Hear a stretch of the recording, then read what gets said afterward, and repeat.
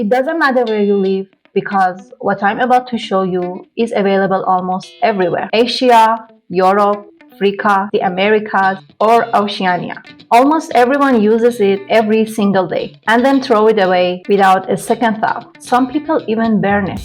But when I look at it, I see an incredible material full of possibility. A material that's about to start a completely new life. Because this simple piece of cardboard can become this, or this, or even this. You don't need expensive machines, you don't need a huge workshop, and you definitely don't need years of experience. You just need to know how to transfer this free waste into a professional sculpting materials. This is the same paper clay I've been using for years to create furniture, home decor, and sculptural art. It's lightweight, strong, easy to shape, requires no kiln, and lets you create almost everything you can imagine. But today, you're not learning just one recipe. I'm going to show you 5 completely different recipes, each one designed for a different purpose. One is perfect for delicate sculptures, another is ideal for furniture. One is much more budget-friendly. One is incredibly strong, and one works even if some ingredients aren't available where you live. And by the end of this video, you'll know exactly what every ingredient does. So if you can't find one of them, you'll know what to replace it with. So before these cardboard boxes end up in the trash, let's give them a brand new life. Hello and welcome to Niva Studio. I'm Avin, and if you are new here you'll learn how to turn everyday recycled materials into pieces people can hardly believe are handmade. And this is only the beginning.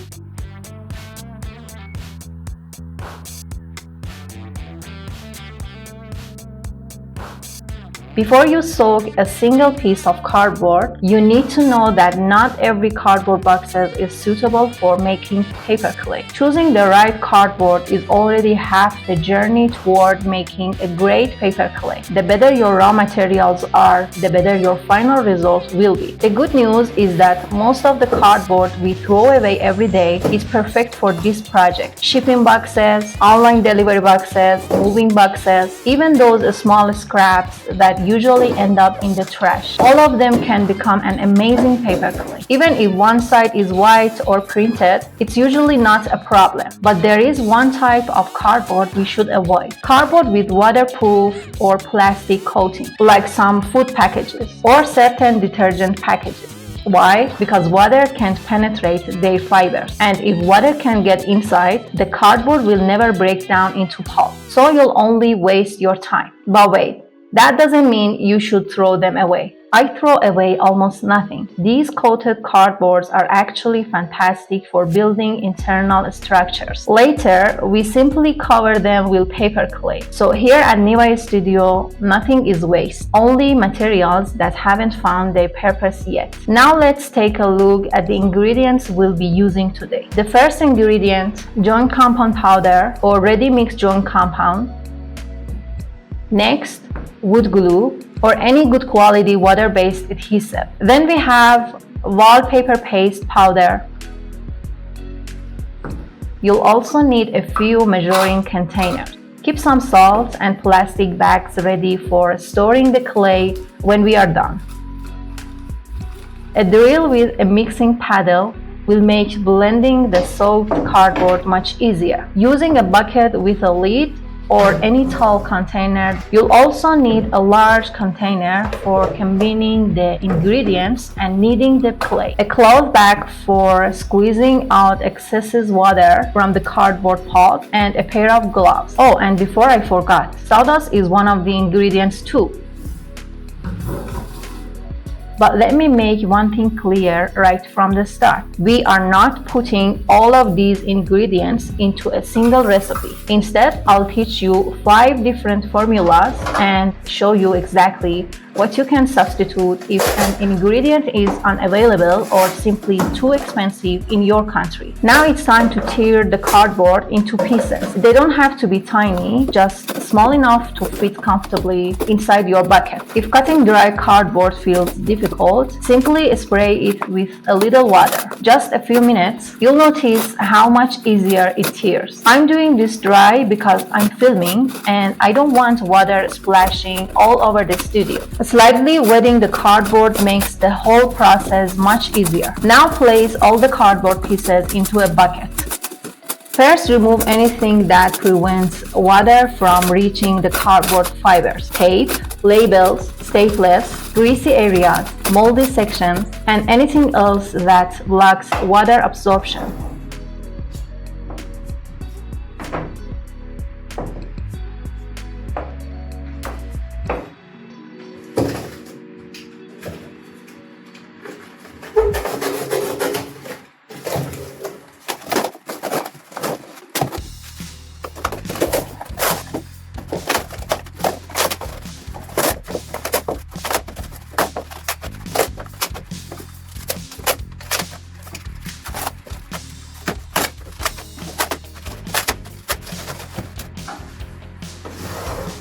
Then fill it with enough water to completely submerge every piece. From here, you have two options. If you are in a hurry, you can start blending it right away. But if you have time, let it soak for 6 to 12 hours. The longer it soaks, the easier the fibers separate, and your drill or mixer will work much less. If you are making a large batch, this waiting time is absolutely worth it. One important tip: if the cardboard is going to soak for several hours, add a little salt or a splash of vinegar. This helps prevent unpleasant odors from developing.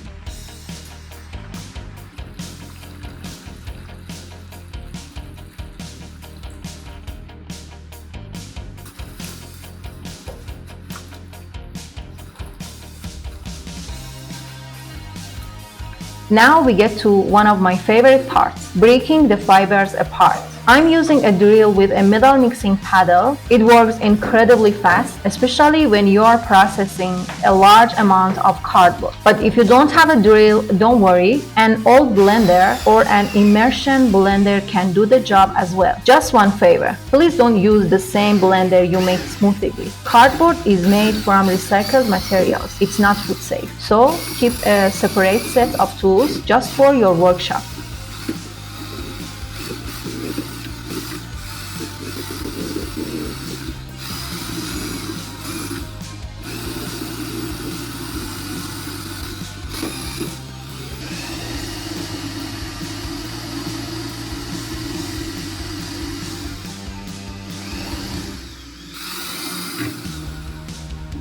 After a few minutes, you'll see the cardboard completely fall apart, turning into a soft, even pulp. Exactly what we need to make a professional quality paper clay.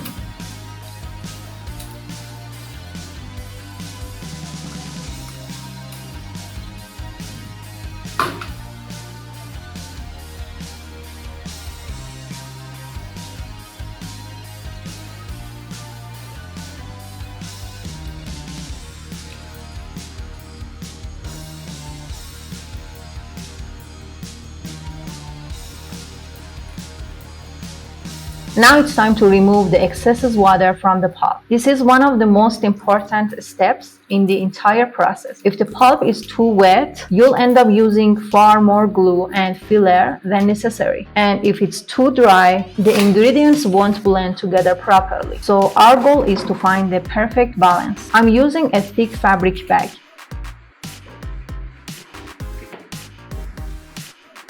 You can use any strong fabric that allows water to pass through. Place the pulp inside the bag, tie it tightly, and squeeze out as much water as possible.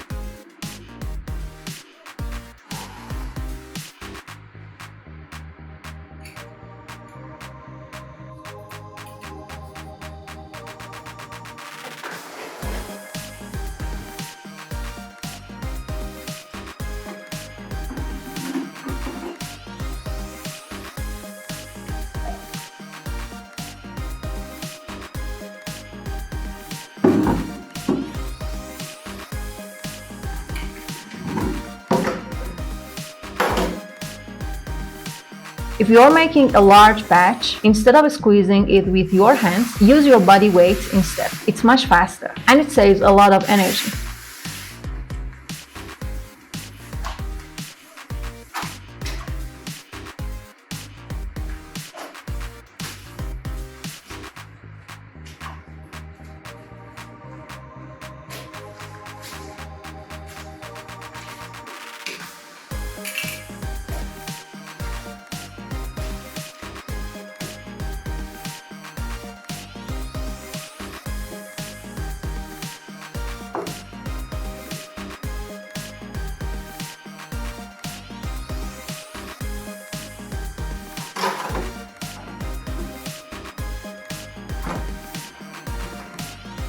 After squeezing, the pulp should still feel damp, but when you squeeze it, not a single drop of water should come up. That's exactly the moisture level we're looking for. Now I loosen the pulp back up with my hands. The goal is to eliminate any large clumps. The better the fibers separate, the smoother and more consistent your final clay will be. Up to this point, all 5 recipes follow exactly the same process. From here on, the only difference is the recipe itself. Let's start with the softest and most flexible recipe. I'm using about 3 to 4 parts of cardboard pulp. This amount is completely flexible because every type of cardboard behaves a little differently. Next, 1 part of ready mixed joint compound and about half a cup of wood glue. Don't worry about getting these measurements exactly right. You can absolutely make this clay by eye. I'm only using measuring cups so I can clearly show you the approximate amount of each ingredient. In fact, when I make this clay myself, I rarely measure anything. I simply mix the ingredient by feel and experience. Sometimes just by looking at it or feeling it with your hands, you'll instantly know what it needs. After making it a few times, you'll probably won't even need measuring cups anymore. First, I mix the ready mixed compound into the pulp. At first, it may feel much too sticky. Don't rush. The more you knead it, the better everything comes together. Sometimes just 2 more minutes of kneading makes the difference between an average clay and an exceptional one.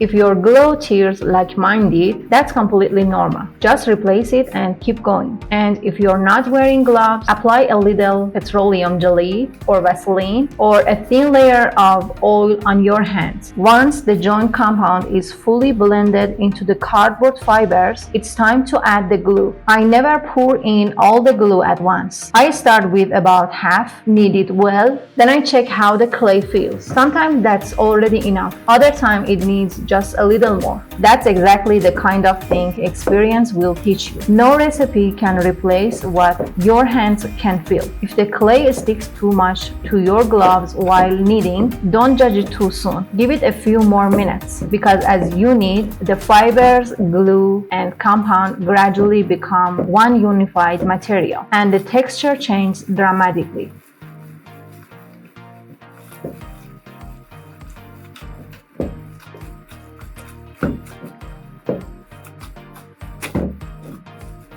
And this is the final result. Take a close look at this texture. It's beautifully smooth, consistent, with no visible lumps. When I press it, it changes shape effortlessly, while still holding together perfectly. That perfect balance is what makes it such a pleasure to work with. If I had to describe this recipe with just one word, it would be smoothness. This clay is incredibly easy to shape, perfect for faces, masks, sculptures, decorative flowers, or any project with fine details. You can spend hours refining the surface without feeling like the clay is drying too quickly. However, for very large projects like tables or chairs, I think it's actually a little too soft. Also, if you're making large batches, ready mixed joint compound usually ends up being more expensive than the powdered version. But if powdered joint compound isn't available where you live, don't worry. Ready mixed joint compound works perfectly well as a substitute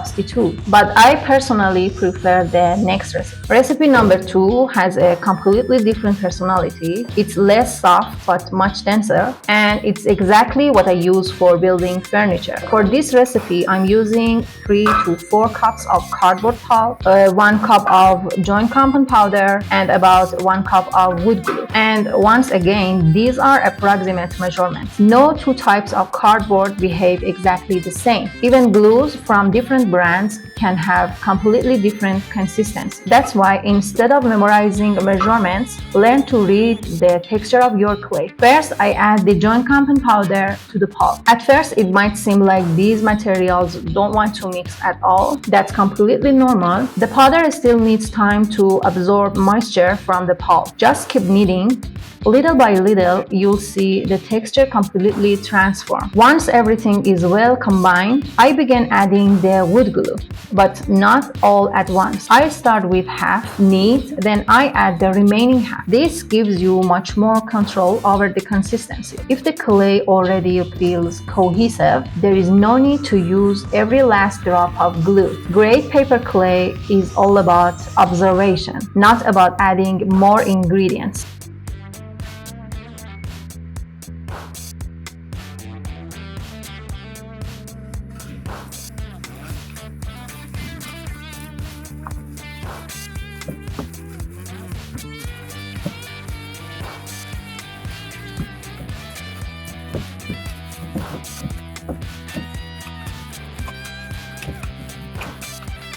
And here's the final result. You can feel the difference immediately. The clay is firmer, denser, and when you work with a palette knife, it holds its shape beautifully. If I'm building a table, a chair, or any large structure, this is almost always the recipe I choose. If the first recipe felt like soft butter, this one feels much more like professional clay. It still shapes beautifully, but with much greater resistance. For ultra fine details, I'd still choose the first recipe, but for a project that needs structure strength, this is definitely the better option. But the most interesting part is still coming. I am about to add a completely free materials to both recipes and see how dramatically it changed them. And honestly, the result surprised even me. What if I told you that by adding one completely free material, we can completely change the personality of both of them? That material is sawdust. The same thing most woodworking shops throw away every day. Just ask them for some. Most of the time, they gladly give it to you for free. Just make sure to sift it through a fine mesh first so large wood chips, splinters, and other impurities are removed. Now I'm going to add half a cup of sawdust to each of the 2 recipes we made earlier like this. Let's start by kneading the sawdust into the second recipe, the one made with powdered joint compound.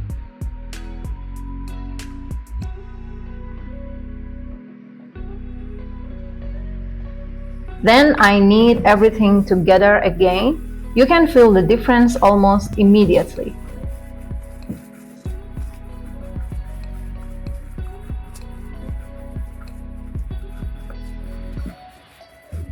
The clay becomes noticeably denser, firmer, and it takes a little more effort to knead. If it starts feeling too dry, simply add a little more glue, but only as much as it actually needs. After a few minutes, this is the texture we're looking for. In my opinion, this is one of the strongest recipes in today's video. If I were making bench, table legs, or a large sculpture, this would probably be my first choice.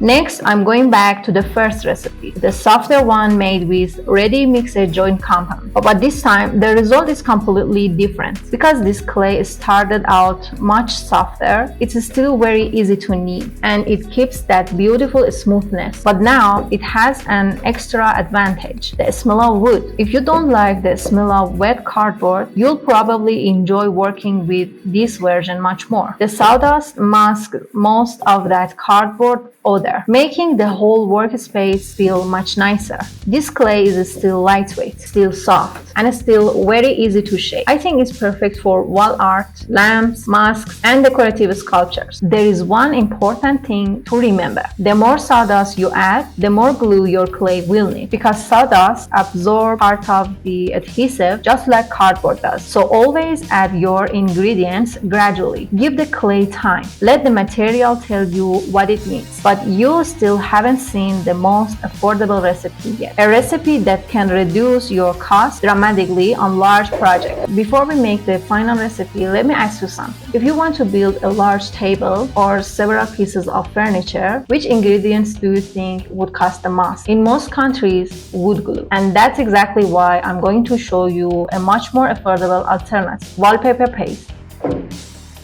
For this recipe, 3 parts of cardboard pulp, 1 part of sawdust, and the wallpaper paste. If you've never worked with wallpaper paste before, don't worry. It only takes a few minutes to prepare. Pour the wallpaper paste powder into water. Stir it slowly. Let it rest for a few minutes. Then stir it again. If it feels too thick, add a little more water. If it's too thin, just wait a little longer for it to thicken naturally. In the end, it should have a consistency similar to thin yogurt.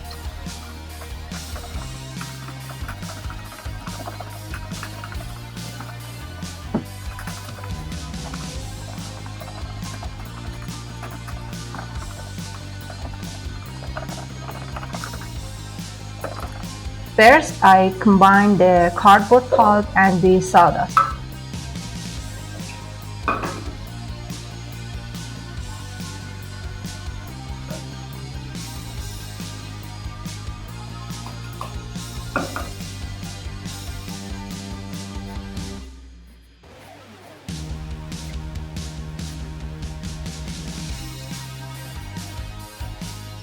Then I slowly add the wallpaper paste. Never pour in all the adhesive at once. The clay needs time to come together. Add a little at a time, knead, then check the texture again.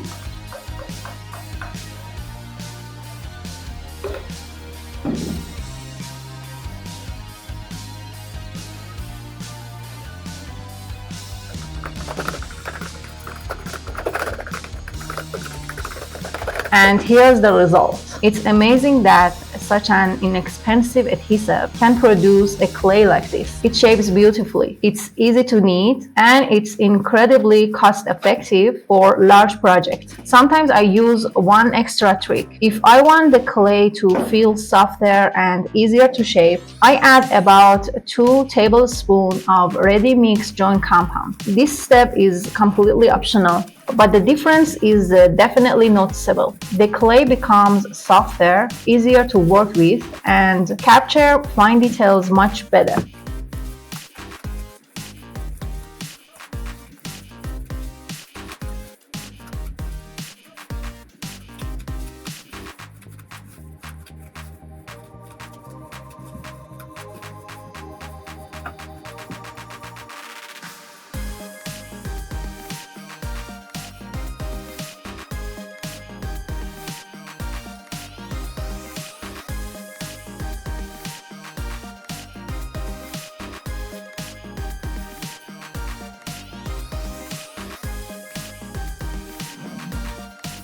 Now that you've seen all 5 recipes, there is one important question left. How do you keep these clays fresh for weeks? How do you store it without going bad? First of all, add a little salt to the clay. Then knead it thoroughly. Salt helps reduce the chance of mold developing. Now here's a very important tip. The biggest enemy of stored paper clay is air. The more air trapped inside the bag, the faster your clay will dry out. So before sealing the bag, push out as much air air as possible. I usually press from the bottom of the bag upward until almost all the air is gone. Then I store it in the refrigerator, not in the freezer, just in the cool section of your fridge. I usually keep mine in the vegetable drawer. Paper clay made with wood glue can usually stay usable for about 3 to 4 weeks. If it feels a little dry after refrigeration, don't worry. Just add a small amount of wood glue. Knead it for a few minutes and it'll feel almost like new again. But clay made with wallpaper paste is a different story. It's best used within about 1 week because wallpaper paste loses its bonding strength much faster.